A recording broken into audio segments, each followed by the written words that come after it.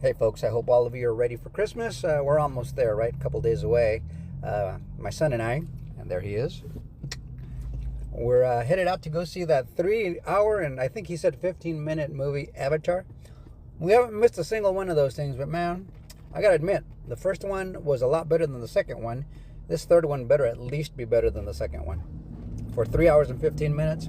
But I'm gonna go because, well, we're in, might as well give it a shot and see if we can see the whole series through. But according to my son, that they're saying that if this one doesn't perform very well, we may not even get to see the next two installments that were promised, even though I think they made those movies. Anyways, on to crypto.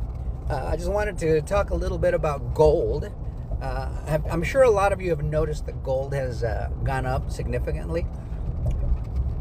And what that tells you, in case you may not be aware, is that the world, banks, governments, wealthy people, they don't have a lot of faith in the US dollar, nor in the current economic situation, because there's going to be tensions. We are moving to a whole different currency. And the way they can provide some semblance of security is to have hard assets or God's money, which is gold, or silver also, because if you've seen silver go up. So I'm going to give you this read from Miles Franklin.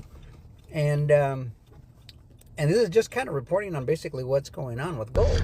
He says gold and silver smashed new all-time highs. We've been watching that. It says gold surged past $4,477 an ounce, and silver ripped above $69 an ounce. Just 2 years ago, it was at about $25 an ounce.